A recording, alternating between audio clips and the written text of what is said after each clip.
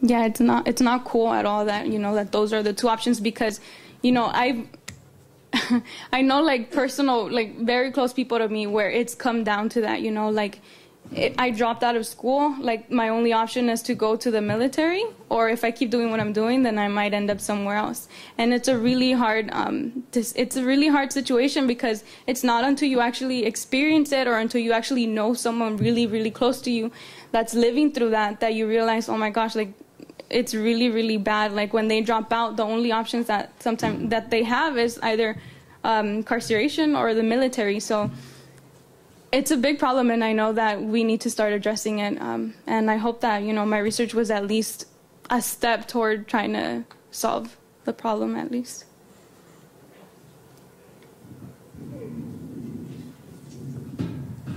Sorry, so I just want to make some comments. Don't really have questions. I want to say thank you to both of you for the work you're doing, and definitely a great panel to be put together, especially dealing with education. Just because a lot of my research has focused on retention rates here in UCSC, as well as La Mara Salvatrucha and MS-13, the history. And I think that both of them, if you really look at it, them trying to find a community based on a historical identity, and then what's going on to those people who can't reach this institution and find themselves here, they have other options like the military, which I personally have always felt is a legitimized form of a gang, but that's kind of my personal opinion. And I guess I just want to say thank you so much. Keep working on it. And I know that it's one of those topics that can be some people don't really want to hear it, but I think that we need to speak for the people who are silent, and I really appreciate your work. Thank you.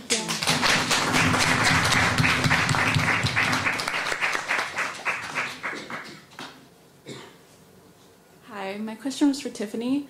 So it was said that you're the co-chair of an ethnic organization yourself. How has your research changed your opinion and your approach, I guess, in helping to facilitate an ethnic organization once you've really looked at the factors?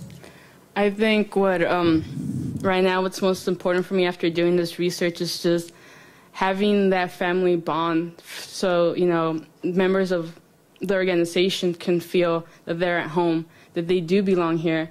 And I think just with my community being Salvadorian students, there's not a lot of us here. And at least I know those 2 rows back there are, but, I think that's what we try to do. Even like when we do fundraisers, just like, food from back home, let's do that, or events, what stuff haven't campus seen from the Salvadorian community, and I think I want to address that even more. And, if I'm willing to get the help of them there and inspire them to, to get our identity out there and for everyone to understand, at least for my specific community being Salvadorian, then, I hope coming in the fall we can do that throughout the academic year. All right, thank you. Yeah.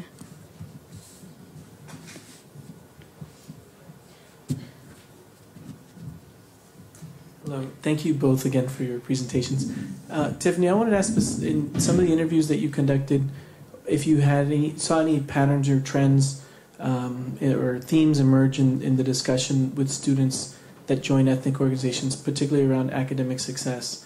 And I mean, I think I've heard and seen examples where it's a great support towards academic success, as well as it can detract from academic success if that becomes, so I'm just wondering how it came up, if it came up at all in terms of academic success and retention, specifically in here at UC Santa Cruz with the interviews, and if there's anything that we can apply from what you heard.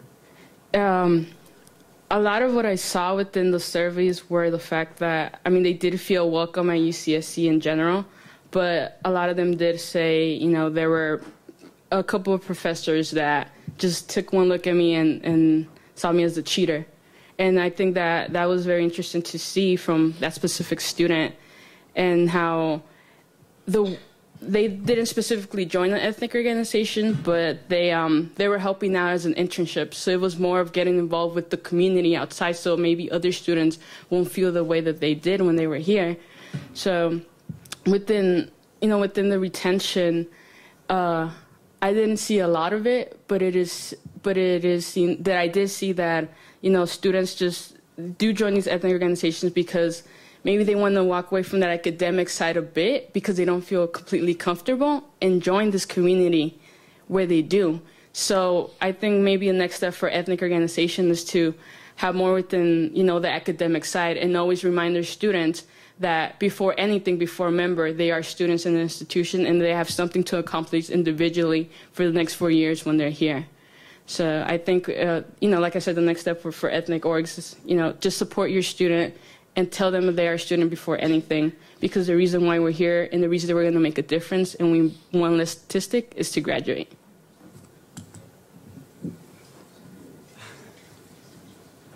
All right, so my question's for you, Tiffany. First time mic. You said, going back to the slide that you put up there, I'm just going to speak. You said, going back to the slide you put up there about, eight Latinos or whatever joined the ethnic groups and 5 didn't, or whatever the stat was up there. What do you think, I go to SOAR all the time, there's tons of, ethnic groups here on campus. Mm-hmm. How can all these ethnic groups combine or bridge together to gather, recruit more minorities? That's one question. And two, how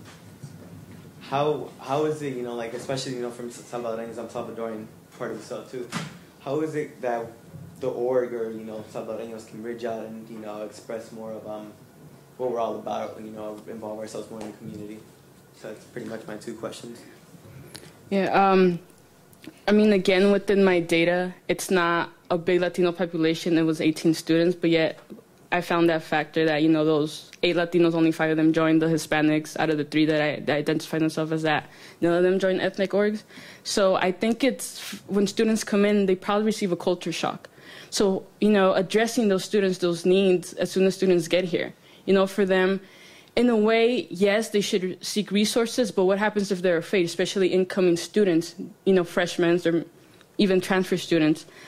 How can we as UCSC, not just ethnic organizations, reach out to these students so they can feel comfortable coming in and being able to express themselves and not feel that cultural shock when they come in?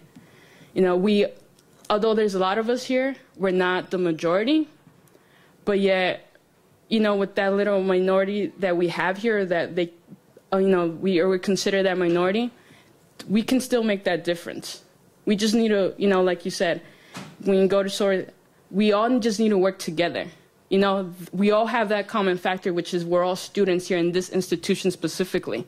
Why aren't we working together to form, big organizations to have these students here so they can, so there could be a better retention rate within, the whole diverse group here?